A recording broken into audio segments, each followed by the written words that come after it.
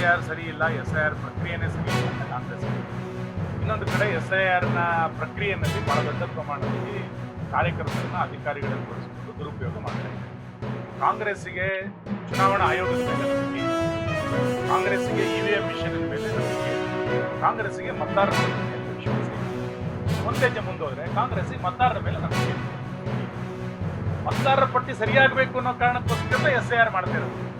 ಚುನಾವಣೆಯಲ್ಲಿ ಸೋತ ಕಾರಣಕ್ಕೆ ಚುನಾವಣಾ ಆಯೋಗ ಸರಿ ಇಲ್ಲ, EVM ಸರಿ ಇಲ್ಲ, ಮತದಾರರ ಪಟ್ಟಿ ಸರಿ ಇಲ್ಲ ಅಂತ ಮತದಾರರೇ ಸರಿ ಇಲ್ಲ ಅಂತ ಹೇಳಿ ಅದು ಒಳ ರಾಜಕಾರಣ ಇದೆ.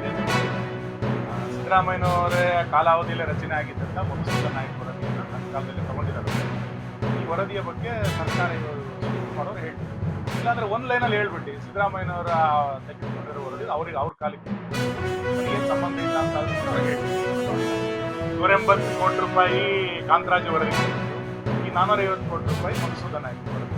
ಇಷ್ಟು ಗ್ಯಾರಂಟಿಗೂ ಕನ್ನ ಹಾಕಿದ್ರು, ವರದಿನ ವರದಿನ ಕಸದ ಬುಟ್ಟಿಗೆ ಹಾಕಿದ್ರು. ಅಲ್ಲ, ಆಯೋಗ ಅದನ್ನ ಹೇಳಿತ್ತು, ನಾವು ತಂತ್ರಜ್ಞಾನವನ್ನು ಬಳಸ್ಕೊಂಡು ಮಾಡಿದ್ದೇವೆ, ನಾವು ಎಲ್ಲ ಮನೆಗಳಿಗೆ ಹೋಗಿದ್ದೇವೆ, ಸುಮಾರು 6-7 ಲಕ್ಷ ಮನೆಗಳಿಗೆ ಈಗ ಹಾಕಿದ್ದು ನಾವು ಮಾಡಿಲ್ಲ.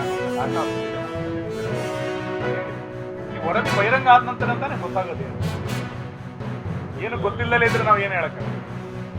ನಾವು ಅದಕ್ಕೆ ಹೇಳಿದ್ದೆ, ನೀವು ತಗೊಂಡು ಬಂದ ನಂತರ ಅದ್ರ ವರದಿ ಗೊತ್ತಾದ್ರೆ ಅದರ ಸಾಧಕ ಬಾಧಕಗಳೇನಿದೆ, ನಿಜವಾಗ್ಲೂ ಸಮೀಕ್ಷೆ ಪ್ರಕಾರನೇ ವರದಿ ಬಂದಿದೆಯೋ ಅಥವಾ ಇನ್ಯಾವುದೋ ಮೂಗಿನ ನೇರಕ್ಕಿನ ಸಮಯ ವರದಿ ರಿಪೋರ್ಟ್ ಬಂದಿದೆಯೋ ಅನ್ನೋದು ಆಮೇಲೆ ಗೊತ್ತಾಗುತ್ತೆ. ಅದಕ್ಕೆ ಚರ್ಚೆಗೆ ತಂದು ನಿಂತು ಹೇಳ್ತಾ ಇದ್ದೀವಿ, ನಾವು ವರದಿನ ವಿರೋಧನ ಮಾಡ್ತಾ ಇಲ್ಲ, ವರದಿನ ಸ್ವಾಗತನೂ ಮಾಡ್ತಿಲ್ಲ, ಚರ್ಚೆಗೆ ತಗೊಬಂದಿದೆ. ನಾನು ಮಂಡನೆ ಮಾಡಿ ಚರ್ಚೆಗೆ ತಗೊಬಂದಿ. ರಾಜಕಾರಣಕ್ಕೆ ಅವ್ರು ಏನಾರು ಮಾಡ್ಕೊಳ್ಳಿ, ಒಟ್ಟು ಹಿಂದುಳಿದ ವರ್ಗದವ್ರನ್ನ ರಾಜಕಾರಣಕ್ಕೆ ಬಳಸ್ಕೊಂಡು ಈ ಕಾಂಗ್ರೆಸ್ ಮತ್ತು ರಾಹುಲ್ ಗಾಂಧಿ ಹಿಂದುಳಿದ ವರ್ಗದವ್ರನ್ನ ಪದೇ ಪದೇ ರಾಜಕಾರಣಕ್ಕೆ ಬಳಸ್ಕೊಂಡು ದುರುಪಯೋಗ ಮಾಡ್ತಾರೆ. ಅದರ ಪರಿಣಾಮವಾಗಿ ಈ ಪರಿಸ್ಥಿತಿ.